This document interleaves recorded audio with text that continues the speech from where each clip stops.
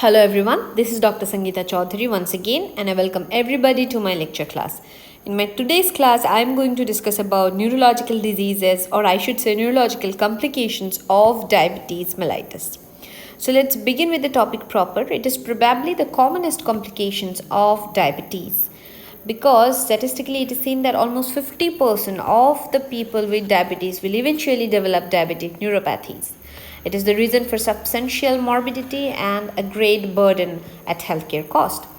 Ultimately, neuropathies leads to lower limb infections, ulceration, and many a time patient has to undergo amputations of the lower limb as well.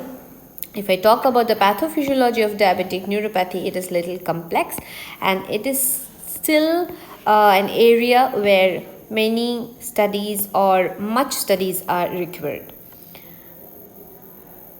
There are hypotheses of the role of advanced glycation end products. This is due to hyperglycemia and oxidative stress, microvascular ischemia, and impaired nerve regeneration. So these are the probable or possible reasons why somebody develops diabetic neuropathy.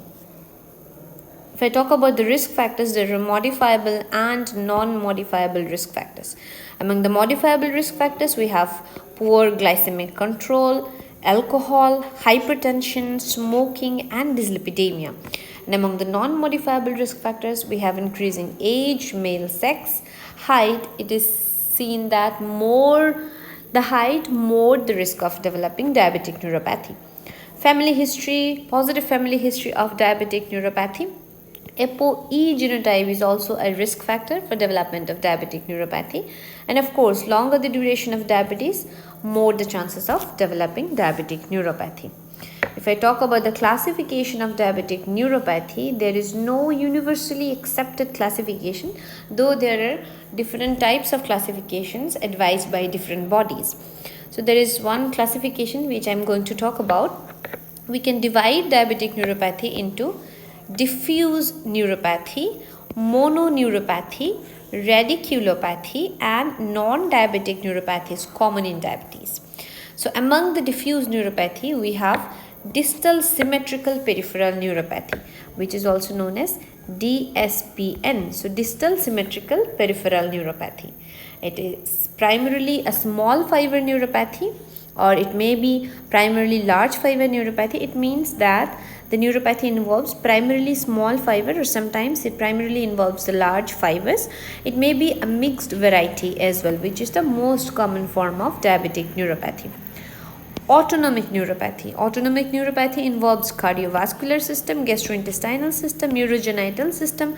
Pseudomotor dysfunction may occur, and hypoglycemic unawareness is also considered one of the complications, autonomic complications of diabetes.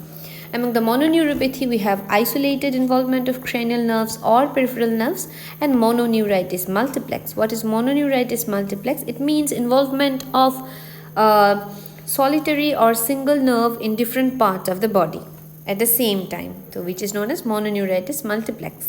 Diabetic neuropathy can also cause radiculopathy, lumbosacral polyradiculopathy, or proximal motor amyotrophy. It may involve thoracic roots as well, resulting in thoracic radiculopathy. And I was talking about non-diabetic neuropathies which are common in diabetes, like pressure pulses, CIDP, chronic inflammatory demyelinating polyneuropathy, and acute painful small fiber neuropathies. Now, this is a pictorial representation of diabetic neuropathies. This is about large fiber neuropathy. This is small fiber neuropathy. Large fiber neuropathy, characteristically, it involves stoking and globe distribution. Small fiber neuropathy, this is an example of proximal motor neuropathy, which is also known as proximal amyotrophy, involving the thigh. Acute mononeuropathy, which may involve cranial nerves. As I say, different cranial nerves may be involved, and truncal nerves also may be involved. And there are entrapment neuropathies, like entrapment of the median nerve, ulnar nerve, and lateral popliteal nerve are common. So, clinical features of some of the very common diabetic neuropathies.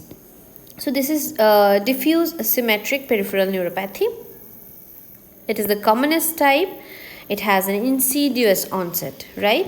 This is what I was talking about. Distal symmetrical peripheral neuropathy. This is one of the variety of diffuse diabetic neuropathies. So it is characteristically symmetric, and as the name suggests, it is distal, so it involves the nerve distally. So the patient will complain of numbness, pain, paresthesias in the stoking and glove distribution. It is the length dependent sensory motor polyneuropathy. Means longer the nerve, okay, more the involvement, or more commonly the involvement. Numbness, pain and paresthesias are the common clinical features of this group of patients. Large fiber neuropathy. How do you know the patient is having large fiber neuropathy? There will be paresthesias beginning at the toes and feet. On examination, there will be impaired proprioception and there will be diminished deep tendon reflexes. Now, how do you know if the patient is having small fiber neuropathy? The complaint will be like deep burning, stinging or aching pain. Patient will have allodynia, and on examination, pain and temperature will be impaired. So these are features of small fiber neuropathy. These neuropathy, they usually worsens at night, and there may be progression to motor weakness in severe cases. So this was about the clinical features of some of the diffuse diabetic neuropathies. Now, autonomic neuropathy. If there is involvement of cardiovascular system, the patient will complain of, or the patient will have orthostatic hypotension resulting in giddiness, feeling of imbalance, then resting tachycardia, and there will be increased risk of silent myocardial infarction in cardiovascular autonomic neuropathy. Gastrointestinal autonomic neuropathy, patient will complain of nausea, vomiting, bloating due to gastroparesis. There may be diabetic diarrhea, or there may be constipation also. Genitourinary involvement, patient may have bladder dysfunction, erectile dysfunction in men, and female sexual dysfunction. Now, focal neuropathy. As I said, there may be isolated involvement of nerves like median, ulnar, peroneal nerves due to entrapment, and there will be involvement of cranial nerves. Commonly involved is oculomotor or third nerve. Other cranial nerve can also be involved. It is usually sudden in onset and often painful. Recovery occurs over weeks to months. Now, proximal neuropathy, that is also known as diabetic amyotrophy, there will be asymmetrical pain and weakness usually involving the thigh or hip muscles, and there will be muscle wasting over a period of time.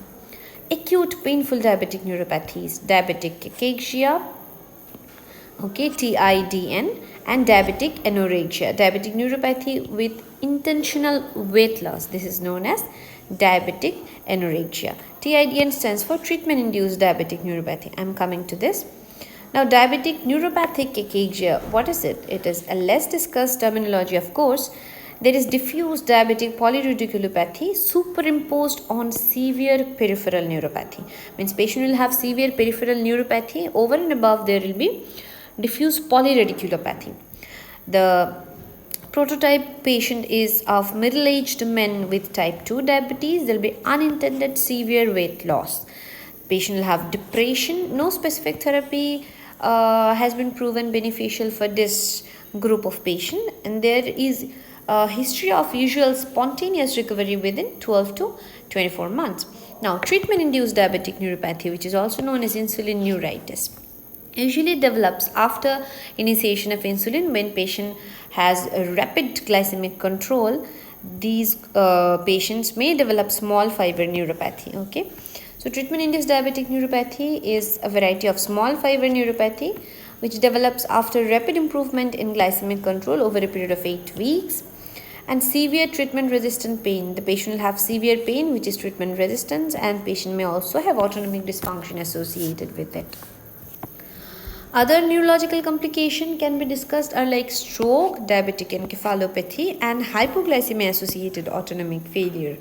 And there are congenital malformation of the nervous system in babies born to diabetic mother. So these are other neurological complications of diabetes. Now, what are the investigations we can do for diagnosis of diabetic neuropathy? We can do nerve conduction studies. We can do intraepidermal nerve fiber density.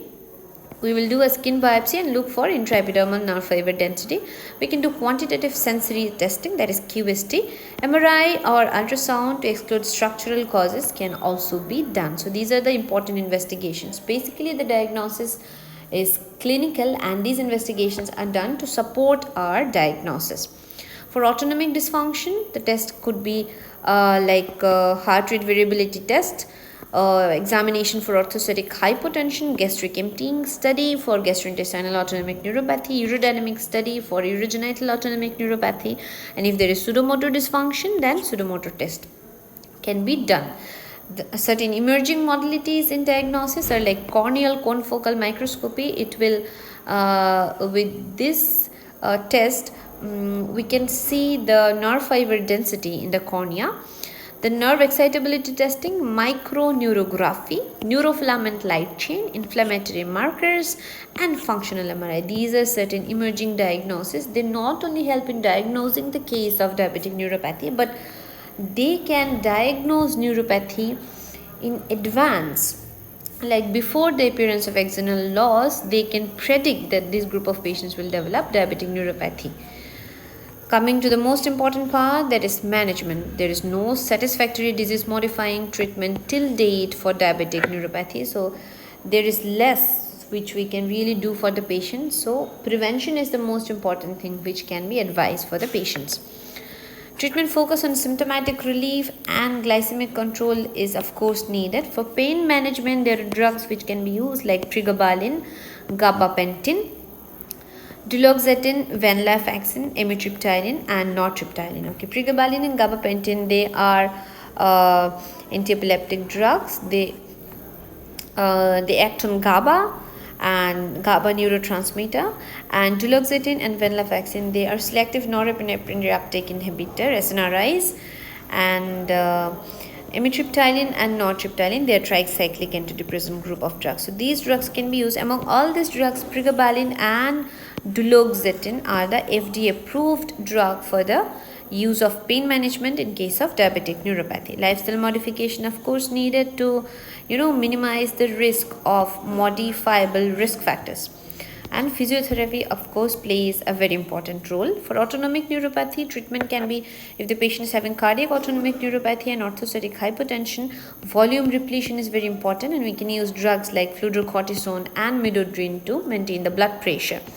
For gastrointestinal autonomic neuropathy, prokinetics like metoclopramide can be used, and dietary adjustments like we can ask the patient to take frequent small meals, less fat and fiber diet, fiber intake of course. And genitourinary, for genitourinary autonomic dysfunction, catheterization can be done if the patient is having either maybe retention or incontinence, and phosphodiesterase 5 inhibitor can be used for sexual dysfunction. Emerging treatments and research, there are emerging treatments, not emerging I should say, but there are other modalities of treatment which are already in use, like neuromodulation by spinal cord stimulation and group acupuncture to reduce the pain from neuropathy. Antioxidants and neuroprotective agents, though they do not have much of the proven benefit, but they are in use, like alpha lipoic acid, nerve growth factors, vitamin D, vitamin E, stem cell therapy, yes, and gene therapy. So these are certain other modalities for the management of diabetic neuropathy. And there are drugs which are under trial, like this drug which is a non-opioid oral analgesic, and topical pyranzapine. Pyranzapine is a muscarinic antagonist, a topical formulation of pyranzapine. These are being studied for the use of diabetic neuropathy. So this was all about diabetic neuropathy. And coming to the last slide, that is conclusion. It is one of the debilitating complications of diabetes mellitus, of course, and the sad part is that we do not have any effective disease modifying agents till date. Treatment is mainly supportive and strict preventive measurements to be followed, of course. Thank you so much for listening to the class. I am sure this class was helpful for you. Thank you. Please give your feedback in the comment section.